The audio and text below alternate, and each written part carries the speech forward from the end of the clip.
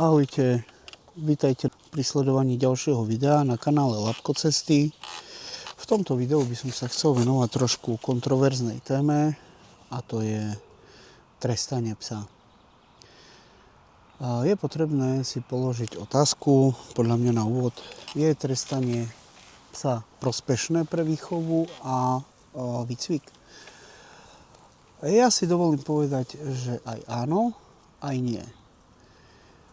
No, kým si to rozoberieme na drobné, tak pokiaľ si myslíte, že toto video sa bude niesť v takomto tóne. Ty odsudený na 25 ran bičom za cikanie na koberec. Ale ja vám nerozumiem, co odo mňa chcete. Ja už nebudem cikať na koberec, nech to znamená cokoľvek. To teda nebudeš. Tak sa veľmi mýlite. Pokiaľ psa chcete, a nazvem to, správne trestať, tak musíte pochopiť to, ako pes myslí, to, ako pes vníma svet a to, čo pes považuje za spravodlivé a nespravodlivé. Lebo pokiaľ budete psa nesprávne trestať a nespravodlivo, tak nielen, že stratíte u psa rešpekt, poslušnosť, ale nebude si vás vážiť ani trošičku. A dokonca môže byť na vás ešte agresívny.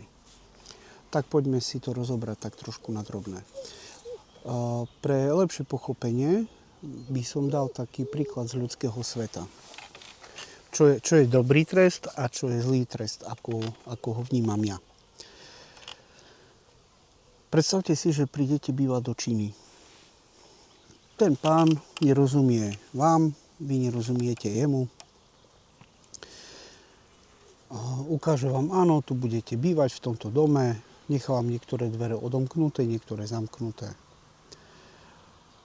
Vy prídete, ubytujete sa, pôjdete vonku, prídete dnu, zavesíte si tak, ako ste zvyknutí, ako vám to je prirodzené, zavesíte si vestu na vešiakovú stenu.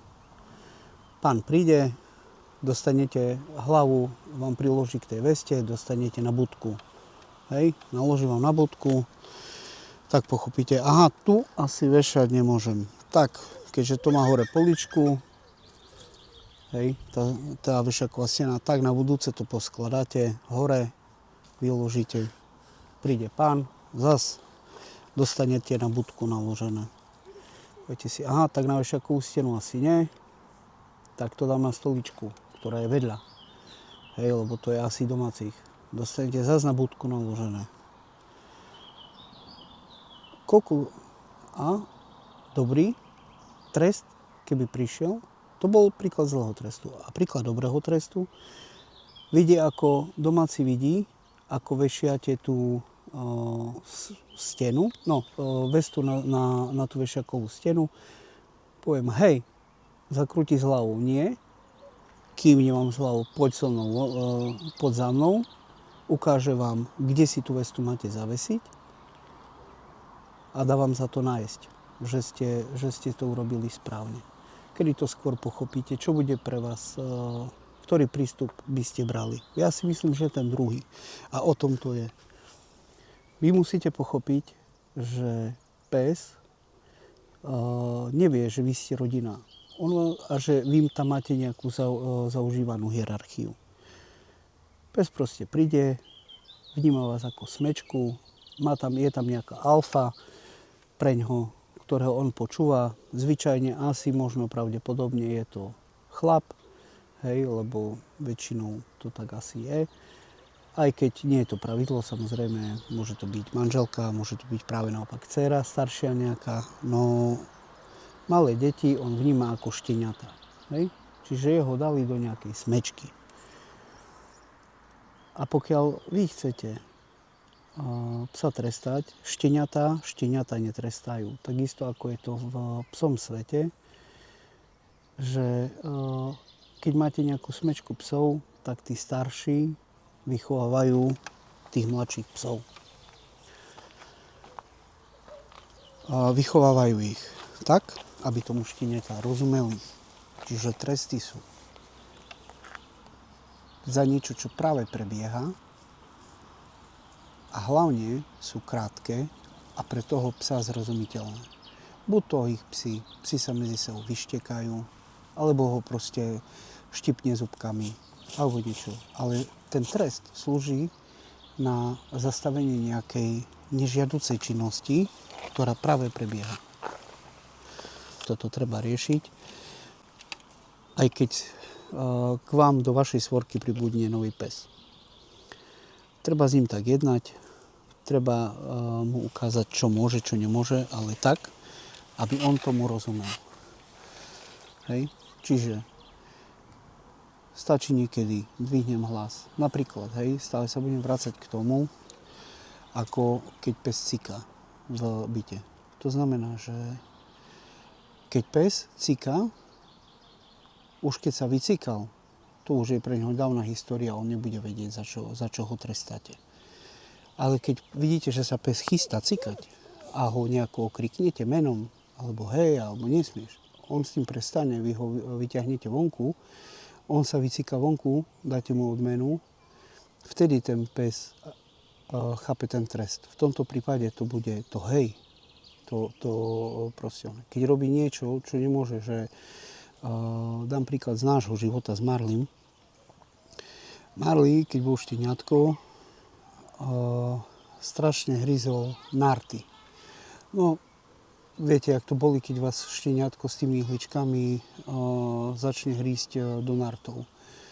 Manželka, ale dcera to riešila tak, že začala nerob a začal ho tlačať. No je to samozrejme výzva ku hre, čiže ho v tom podporovali. Ja som si počkal, kým ma začal hrísť do nartu a na krku, ako je tá koža, kde nosia šteniatka mamky, tam som ho za to trošku potiahol. Pochopil, že proste toto robiť nemá, lebo ma to bolí, tak bohužiaľ to robiť nebudeš. A odvtedy to nespravil ani raz. Tak práve v tomto je, že pes musí tomu trestu rozumieť. Musí byť krátky, intenzívny a nie stále priamo bolestivý. Hej? Niekedy stačí, keď ho škrtnete trošku silnejšie do rebier. Pes to nebolí, nebude vám kňučať, ale zaregistruje. To je také ako keby, hej kámo, nerob to. Hej kámo, nerob to, lebo sa mi to nepáči. A keď s ním takto budete komunikovať a tresty využívať na zastavenie aktuálnej činnosti, s ktorou vy nesúhlasíte, tak pes to bude chápať. A ideálne ešte je, keď napríklad vám pes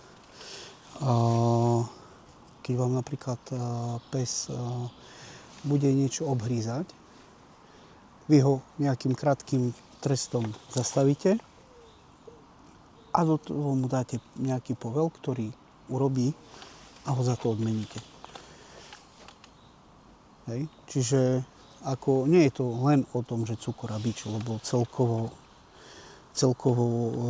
spolunažívanie v domácnosti nie je len o tom, že čierne a biele, lebo psík sa vychováva neustále.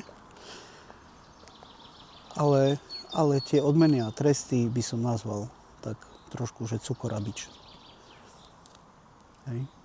Keď ho potrestám, treba ho potom aj odmeniť a pes vie, že nie je len bitý a neviem čo, a ďalšia vec, hej. Bitka ako taká na psa, pes tomu nerozumie. Že vy prídete a začnete ho mlátiť, hej, hlava, nehlava. Pes tomu nerozumie.